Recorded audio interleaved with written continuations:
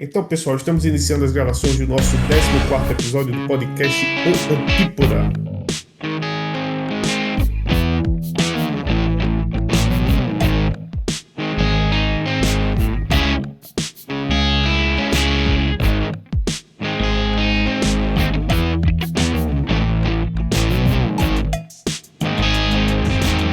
Antes de mais nada, Wellington, alertamos aos ouvintes que esse podcast já nasceu unilateral, nunca foi isento, e onde a imparcialidade não vingou. E aí, André, tudo em paz? Tudo na medida, né, rapaz? Quantos meses após o último vídeo gravado? Já faz algum tempo, algum longo tempo, um bom longo tempo. O último vídeo foi postado no dia 25 de janeiro de 2021. 2 meses. Fevereiro, março. 2 meses, 60 dias.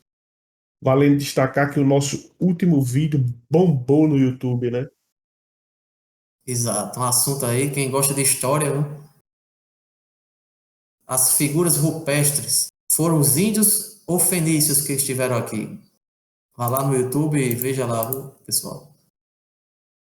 Sim, André, é até bom você ter falado isso aí com relação ao YouTube, né? Acho que nós, em nenhum dos nossos episódios, com raríssimas exceções, eu lembro de você ter falado uma ou duas vezes, reforçar aí para a galera se inscrever no canal, né? Comentar, nem que seja para falar de mal. É verdade. Procurar também nas demais redes sociais, como Facebook e Instagram. No Facebook, nós costumamos postar algumas coisas diferentes aqui do canal, né? Tanto é que tem um vídeo lá bombado, é bom a galera dar uma olhada lá. Esse vídeo bombou, rodou o Rio Grande do Norte todo, né? Foi, viu? Muita polêmica, né, envolvendo esse vídeo aí. Exato. Inclusive, alguns já chamam o canal de polêmico, né? Vi um amigo aqui meu essa semana, e o Antípoda, né? É polêmico demais, né? Foi mesmo. Foi. Cada um adjetiva do jeito que interpreta, né? Os fatos comentados, por Per- exemplo, né? Perfeitamente. E aí, Will, tá as novidades aí no mundo da política? Rapaz, tá uma loucura, né? Tá cada dia ficando mais difícil de entender o que se passa em nosso Brasil varonil. Cada Incrível, né? dia as coisas mais complexas. Tá parecendo uma partida de xadrez, onde até agora não houve nenhuma troca de peças. Aliás, eu vou até corrigir.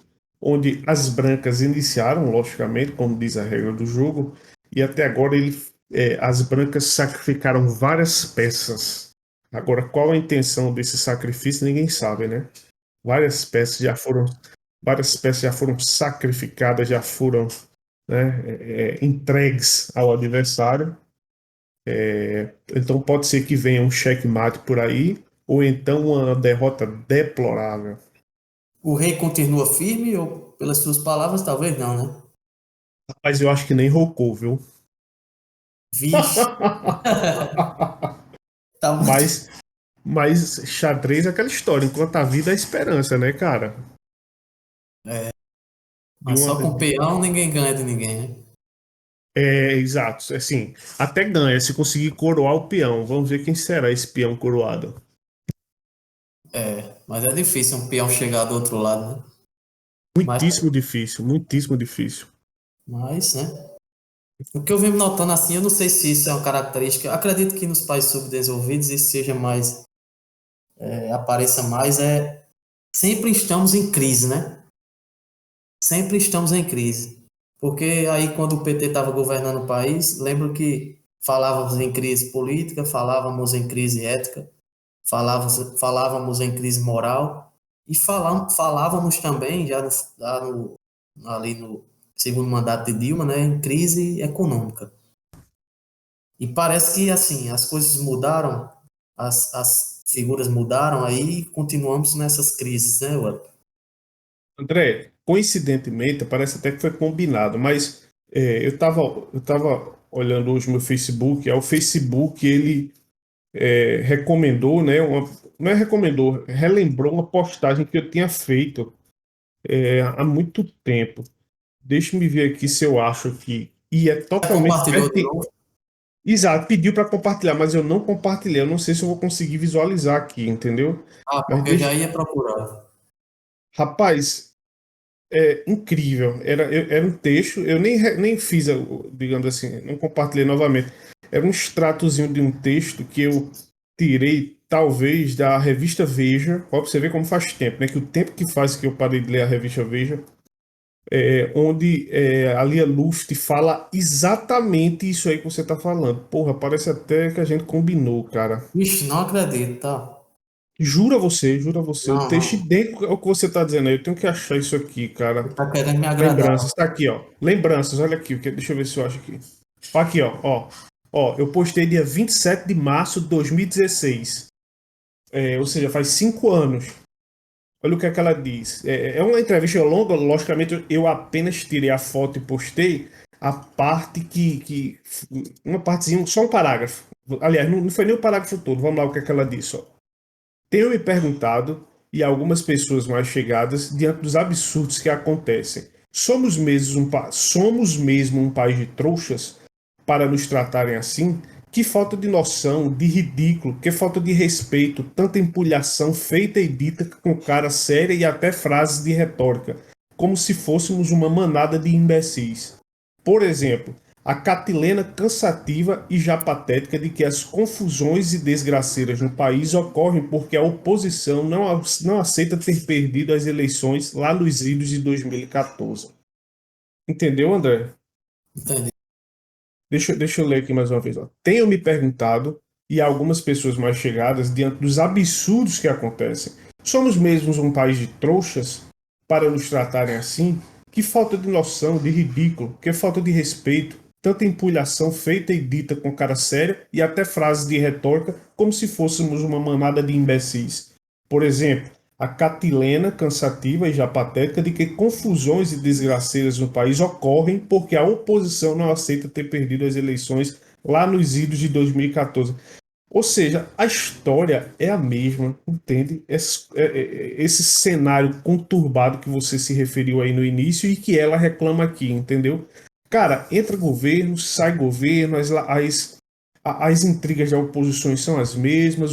Estamos sendo enganados, né? A toda hora, a todo momento, a toda a era da história. Há uma enganação, né? É uma enganação, é como se. E outra, e nos tratam como se fôssemos assim. Como ela diz aí, seremos nós uma horda de imbecis, cara. É deplorável o nosso país, o Elton. Lamentável, a situação é muito difícil. Você viver no Brasil, logicamente, isso não é exclusividade do Brasil, verdade seja dita, mas viver no Brasil tem se tornado cada dia mais difícil. Cada dia mais difícil.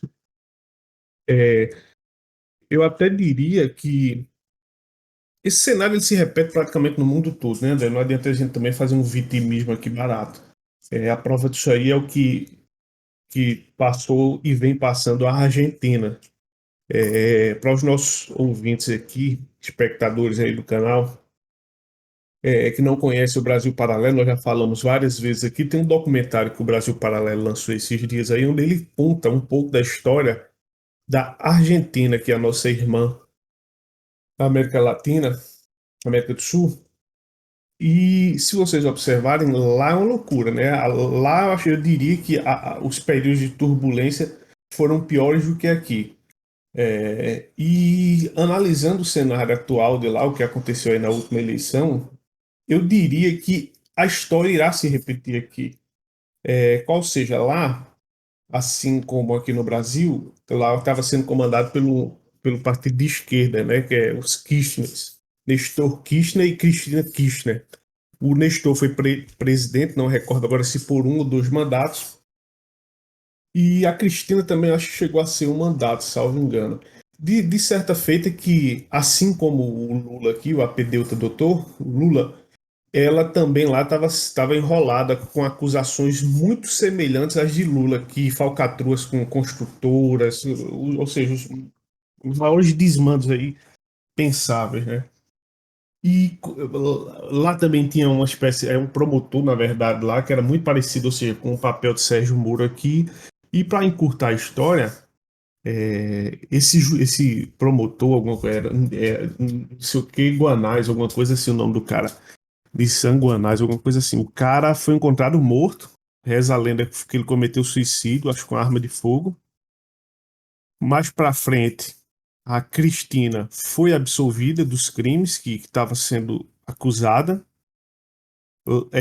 Durante esse período, elegeu-se um presidente conservador, ou seja, até agora, pessoal, qualquer semelhança com o Brasil é mera coincidência, viu?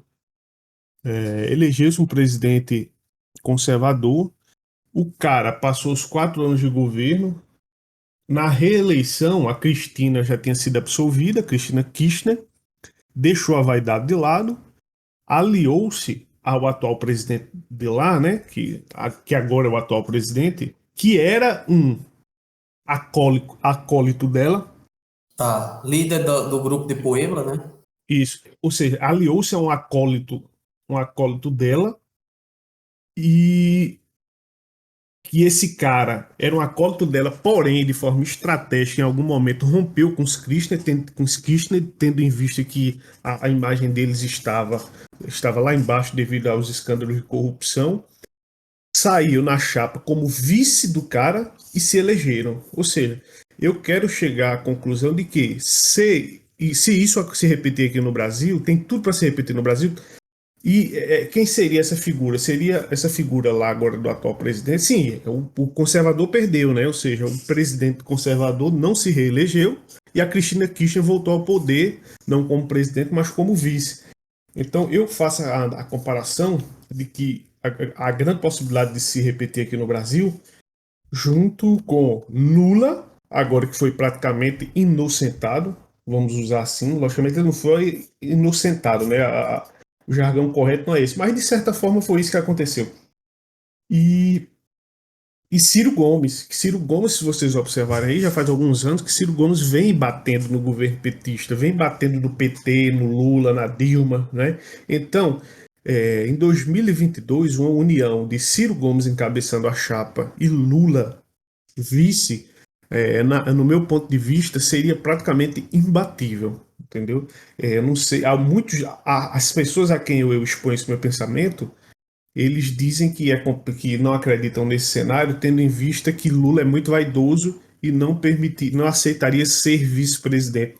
Mas mesmo com tudo que está acontecendo no país, com toda a situação que estamos vivendo, essa loucura aí, né? O STF não deixou o presidente trabalhar, o Congresso Nacional, mesmo com tudo isso aí, na minha ótica, se não houver essa união de Ciro Gomes, Lula, Bolsonaro, com, em que pese tudo isso que já foi dito, na minha ótica ele ainda se reelege.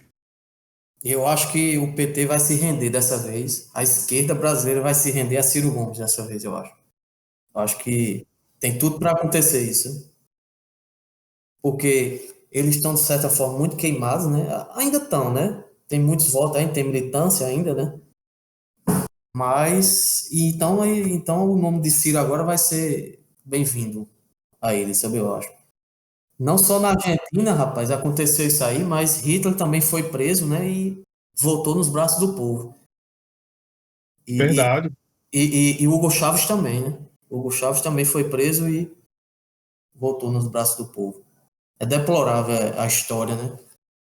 A gente vê a história se repetindo e parece que cidadãos não aprendem, né? Com a história. E a história está aí, como você acabou de falar, ela é acessível a todos nós, não é dado direito a ninguém de não conhecer a história, não é verdade? A história ela serve justamente para nós não repetirmos os erros do passado, os erros cometidos no passado. E sendo que o pessoal parece que tem preguiça de ler, tem preguiça de pesquisar, não é verdade, André? Acabam sendo enganados facilmente, né? Com óbulos, com mentiras, né? Com retóricas, né? Olha, eu estou concluindo aqui a leitura do livro Don Quixote, né, de Miguel de Cervantes. Eu estou no volume 2. Aí aqui na página 406, ela é referente ao capítulo 51, página 406. Aí, a certa feita aqui no livro, o Sancho Panza ganhou uma ilha para comandar, para ser o governante dessa ilha, para ser o governador dessa ilha. Aí, em algum momento aqui, numa carta que Dom Quixote escreveu para Sancho, né, tendo visto que eles não estavam juntos fisicamente no mesmo lugar, aí Dom Quixote diz o seguinte: ó, para ganhar a boa vontade do povo que governas, entre outras coisas, duas deves fazer. Uma, ser bem criado com todos, embora isto já de outra vez te haja dito. A outra, proporcionar abundância de mantimentos. Não há coisa que mais fatigue o coração dos pobres que a fome e a carestia. Alguma semelhança com a atualidade? Rapaz, Livro escrito mil, salvo engano, mil. Deixa eu ver se eu acho aqui a data exata, mas eu acho que esse livro é século XVI, século XVII, viu? Se eu não estou enganado. Olha que incrível. Essa frase, senhores, que eu acabei de dizer aqui do livro de Miguel de Cervantes, Dom Quixote, só para vocês terem ideia, o livro, a primeira edição do livro Dom Quixote foi lançada em 1605. A segunda edição demorou um pouco mais, mas enfim, ou seja, uma frase tão antiga e que reflete tão bem a situação que o país vive hoje. essa passagem aí que você contou do livro, eu lembrei daquela frase, né? Nada está na realidade política de um país que não esteja primeiro na sua literatura, né?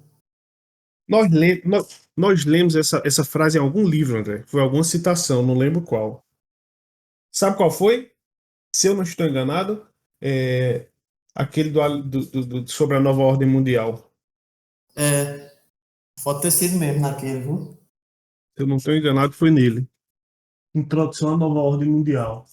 Vamos continuar. E sim, rapaz, eu queria falar, você falou que das crises, que não é só no Brasil, né? Não vamos ser Isso. vira-lata, você disse quase isso.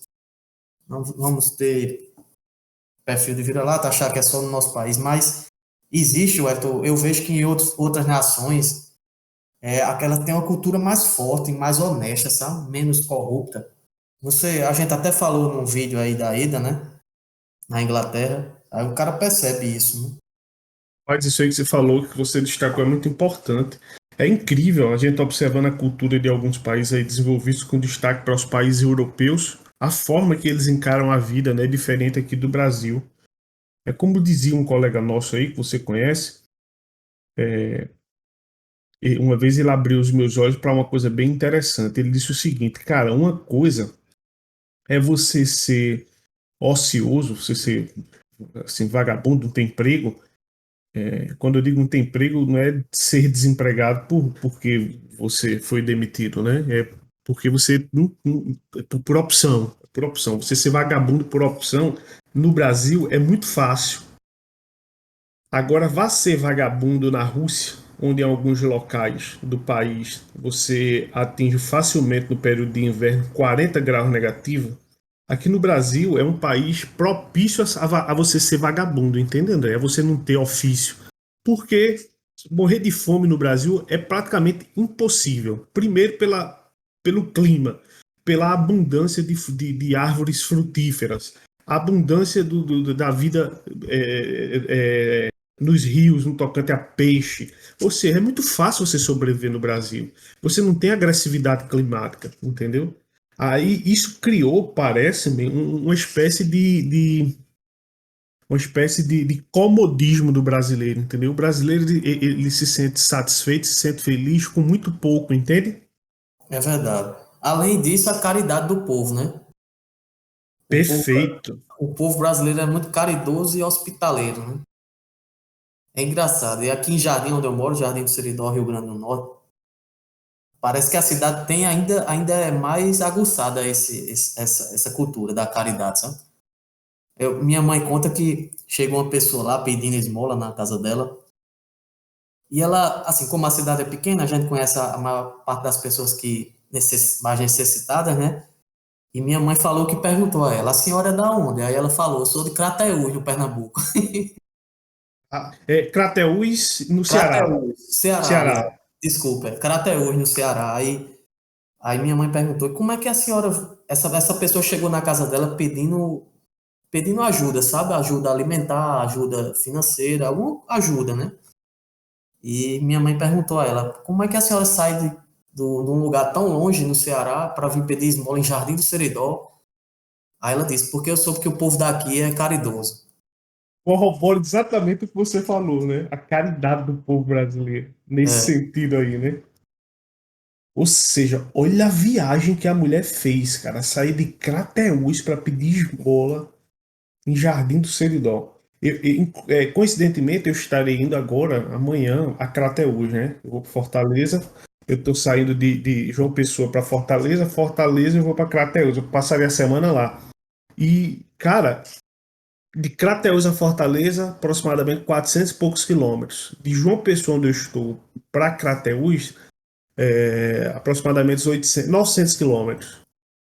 Ou seja, 900 quilômetros. Então, tranquilamente, de Jardim do Seridó para lá, deve dar aí uns. Cara, deve dar um chão bom, viu? Deve dar aí uns 500 a 600 quilômetros. 575 quilômetros. Olha aí, ó. Tá vendo? 8 horas e meia de viagem. Olha aí, ó. Tá vendo? Bati mesmo em cima. Ou seja, uma loucura, cara. É quase inacreditável isso, né? Chega a ser quase inacreditável. Aí você imagina aí você, na Rússia, 40 graus negativo, deslocar-se 400 quilômetros para ir pedir esmola em uma cidade que fica a essa distância. Cara, tu vai morrer congelado, velho. Entende? Sim, Well, tá aí. O pessoal fala que nesses países também, onde a temperatura é mais agressiva, como você bem falou, mais baixa, né? Muito frio, o pessoal tende a ficar muito dentro de casa para se proteger e o pessoal tende também a ler mais. Porra, curioso, né? E tem tudo a ver, né? Aqui Tem a tudo gente a quer, ver, aqui, porque. aqui a gente quer bater bola, queimar uma carne e tomar uma gela, entendeu? E a gente também confirma isso pelos números da educação, educacionais, né? Os países mais Países nórdicos, né? Os países nórdicos, eu acho que são os países mais desenvolvidos do mundo, com IDH lá em cima, né? exato. Igual aquela música do Mamão das Assassinas, né? Sábado de sol, aluguei um caminhão pra levar a galera. Para comer feijão. É incrível como em certos pontos, né? Como é fácil de se fazer análise, né?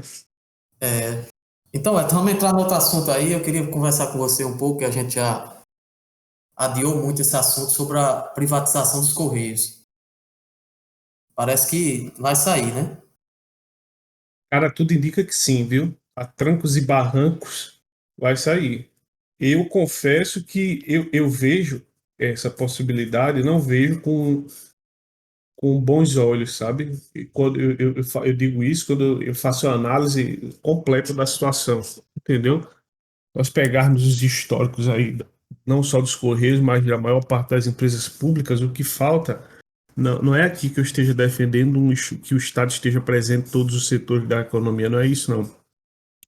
Mas é que os desmandos que ficaram conhecidos aí ao longo de 3, 4 décadas no Brasil, esses descasos, não é incompetência, eu diria, digamos assim, efetiva dos funcionários. É um descaso, é ingerência, é falta de gestão, entende? Por quê? Principalmente aí isso ficou claro e nítido na época do governo petista, que o comando das empresas estatais havia um loteamento, né? Então o pessoal colocava lá políticos já com a intenção, pessoas e etc., já com a intenção de desviar recursos. O próprio Correio teve um furo gigantesco no Postales, que é o sistema de previdência privada deles lá. Foi uma ingerência terrível, isso causou rombos extraordinários, não só para a própria empresa, como para o patrimônio referente às contribuições dos funcionários ativos e inativos dos Correios. Se eu não estou enganado, teve na Petros também. Se eu não estou enganado, teve no do Banco do Brasil. Ou seja, então é ingerência, cara. Os Correios, salvo engano, não lembro agora os resultados, mas a partir do governo da Bolsonaro já reverteu vários anos de prejuízo e já passou a apresentar números positivos, correto? Isso. Ele tá dando lucro, um lucrão, né? Então, qual o sentido de se vender algo que está dando lucro, hein? Além desses fatores aí que você citou, da ingerência, né? Você não acha que também era necessário um código jurídico mais rígido, não? Porque a gente sabe hoje a dificuldade que é em demitir um funcionário público ou um servidor público, né? Eu acho que isso é fruto do código jurídico que rege a essas pessoas, né?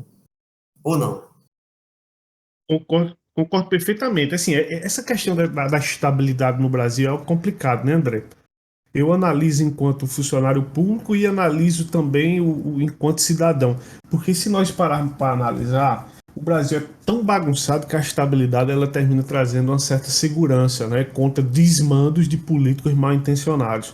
Porém, no Brasil, essa questão da estabilidade, alguns funcionários públicos e etc. e tal, terminam abusando dessa estabilidade para não trabalhar, para fazer corpo mole, etc. e tal. Mas que, principalmente nas empresas públicas, não só nas empresas públicas, muita coisa no tocante a regimento, a regulamento, a leis trabalhistas tem que mudar. Isso é leis trabalhistas, eu falo em um sentido amplo, né? Porque não é, você não pode, você tem uma empresa, você não pode ditar as leis trabalhistas, não, você tem que seguir os normativos do país. Então, mesmo com a mini reforma que teve aí trabalhista, ainda não foi o suficiente, entendeu? Aí o que acontece? Aí você termina criando umas anomalias, umas discrepâncias, e isso é muito prejudicial para o país como um todo. Aí, em troca dessas arestas que deveriam ser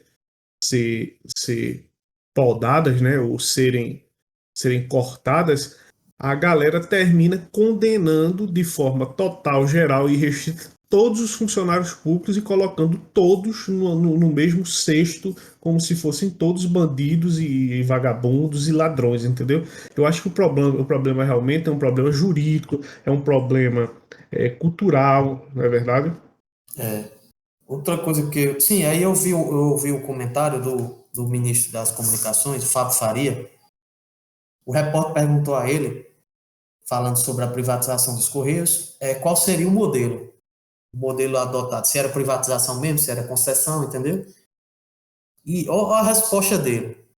Ele disse que não escolheu um modelo ainda, porque se escolher o Congresso derruba. Então eu deixei tudo para o Congresso decidir. Ou seja, quem manda no Brasil é o Congresso. É foda, velho. É chocante isso, né, Você cara? acredita, rapaz, que ele falou isso? Chocante. Programa de Luiz Ernesto Lacombe, na Rede TV. Isso, isso. O cara perguntou a ele, qual é o modelo? Qual é o modelo, ministro? Ele disse, não tem modelo, eu já conheço o Congresso. Eu conheço o Congresso como a palma da minha mão. E se eu escolher um modelo para os Correios, eles derrubam. Então eu deixei em aberto. As regras quem vão decidir são eles. Puta merda. Então a gente chega à conclusão que, ou seja, é vender por vender, né? É vender, vamos vender. Não interessa como, se bem, se mal, se com uma modalidade interessante, se com uma modalidade. Não interessa, é vender. Vamos vender e pronto. O que eles decidirem lá está decidido, é isso? Exatamente. Rapaz, é complicado, bicho. Ou seja, é como se vender fosse apenas para cumprir promessa eleitoral, promessa de campanha, entende? Exatamente. Ele disse que é para melhorar a entrega para o cliente, né? Aí são dois lados que a gente tem que deixar bem claro aqui para as pessoas não acharem aqui que nós estamos abandonando o barco, não é isso. A gente está fazendo uma análise, levando-se em consideração a conjuntura, correto? Vender por vender, porra, que merda é essa, velho? Entende? Eu acho o seguinte: tá dando lucro, mudou a gestão, mudou a política, tá tendo escândalo de corrupção, teve algum escândalo de corrupção no governo Bolsonaro? Não teve nenhum, cara. Então vamos usar isso a favor, entende? Vamos nos desfazer do que efetivamente é necessário. Vamos tentar mudar mais uma vez.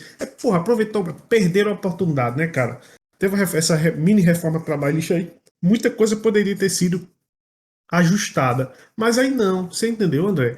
Aí vamos vender tudo. Tem um colega meu que é muito crítico, muito embora ele é um cara mais à esquerda, ele é muito crítico das privatizações e das vendas, etc., da questão de geração, de distribuição de energia. Ele diz que a China está comprando o Brasil, principalmente o setor elétrico, energético, entendeu? E isso é um ponto importantíssimo. Você já pensou em energia elétrica?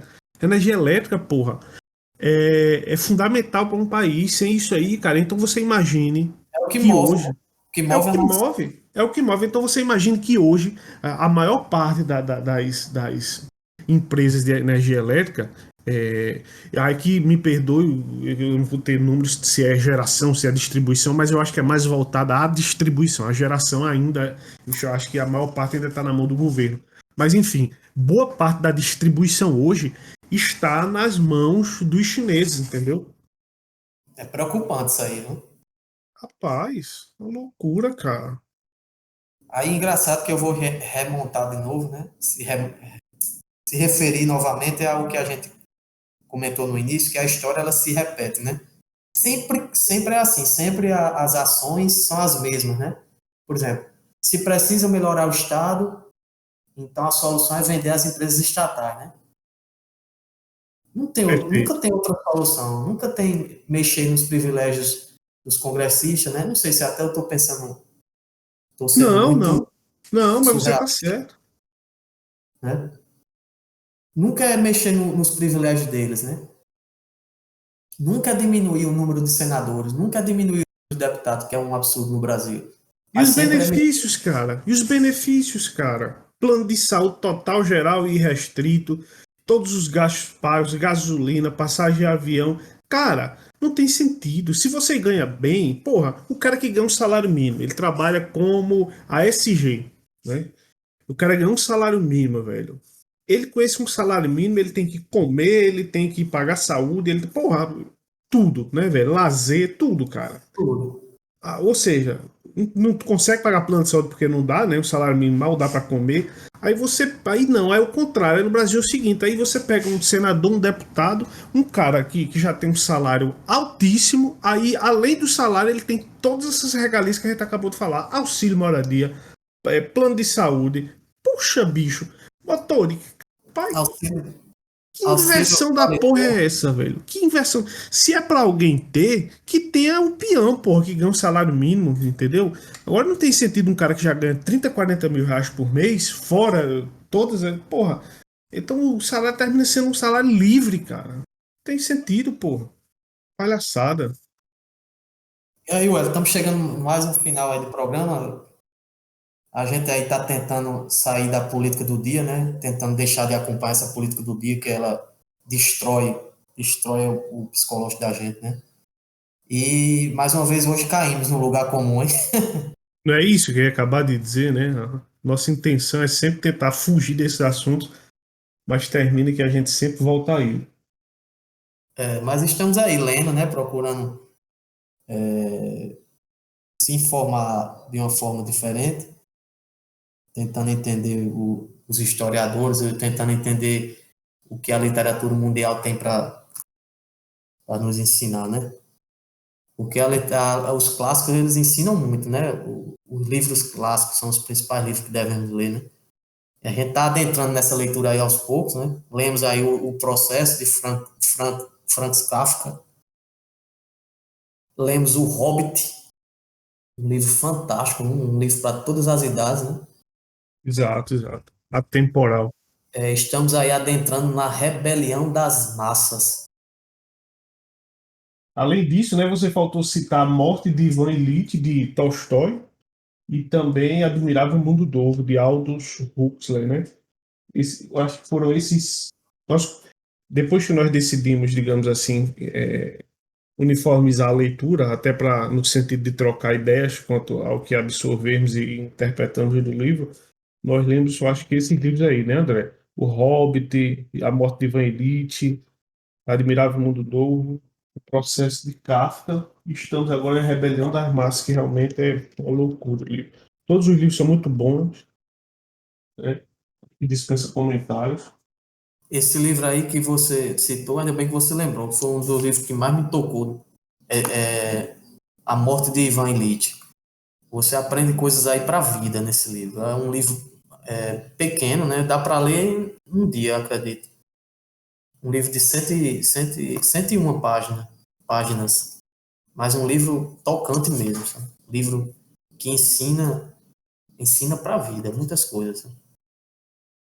Só para quem não conhece, esse livro é do escritor russo Levi Tolstói, A Morte de Ivan Ilitch. Como o André falou, é uma novelinha, poucas páginas, livro rápido, leitura gostosa, fluida.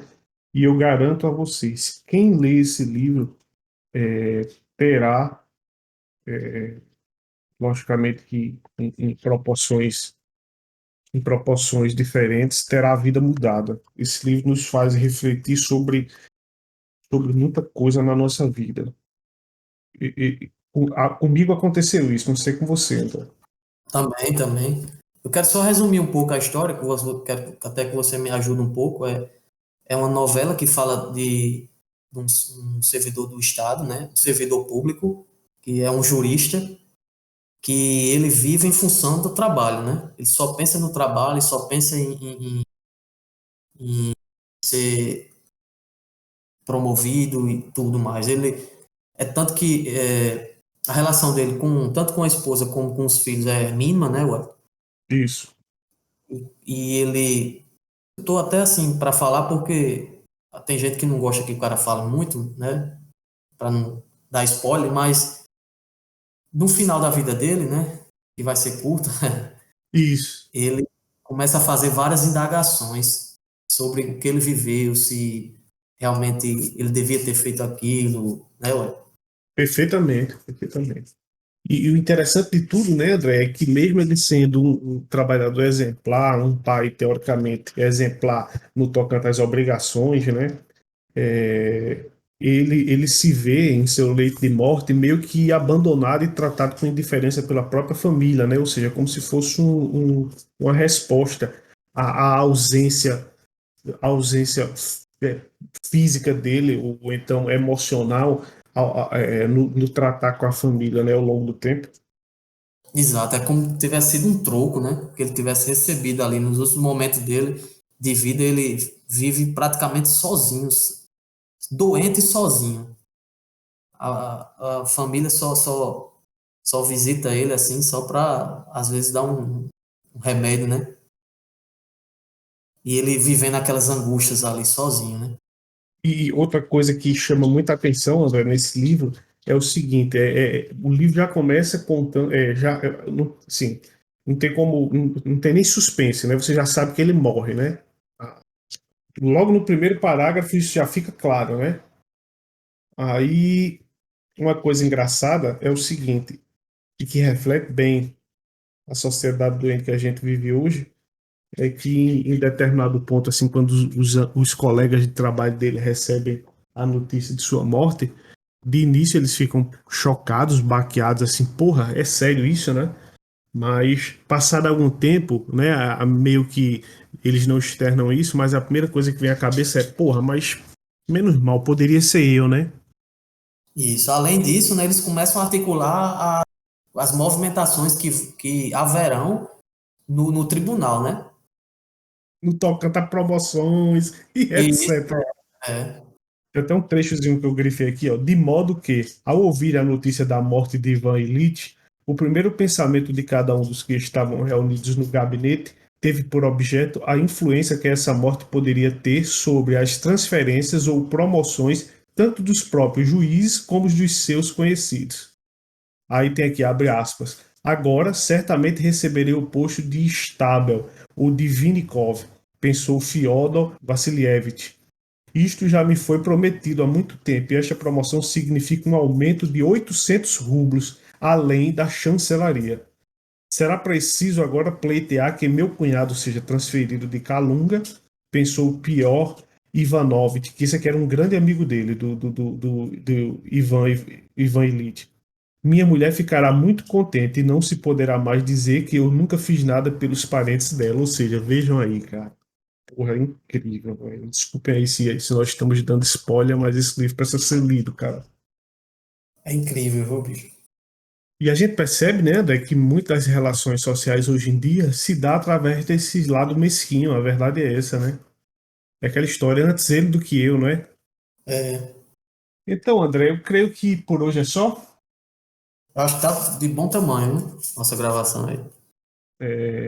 Estamos chegando a quase um ano de canal, não é isso? Quase um ano, faltam uns 11 dias para completarmos um ano. Pedimos aí desculpas a quem nos acompanha com frequência pela ausência que passamos. Tentaremos manter a frequência. solicito àqueles que nos acompanham que compartilhem aí os nossos vídeos, né? Que se inscrevam aí nas redes sociais, Instagram, mais uma vez eu vou pedir aqui, Instagram, Facebook, né? E que compartilhem aí o link aí nos grupos de Zap, para as tias do Zap, para que façam com que os nossos vídeos cheguem nas tias do Zap. Exatamente. Eu queria deixar um abraço aqui para nosso mais novo apoiador, o grande Jesserley, Wellington. Merece nosso apoio aí. Estamos com você, Jesserley. Esse cara é muito bom, viu? Muito bom. Tem um potencial gigantesco aí. Forte abraço, meu irmão. E até a próxima, Wellington Guedes. Forte abraço, André. Foi um prazer mais uma vez, viu? Fica com Deus. Até mais. Tchau, tchau.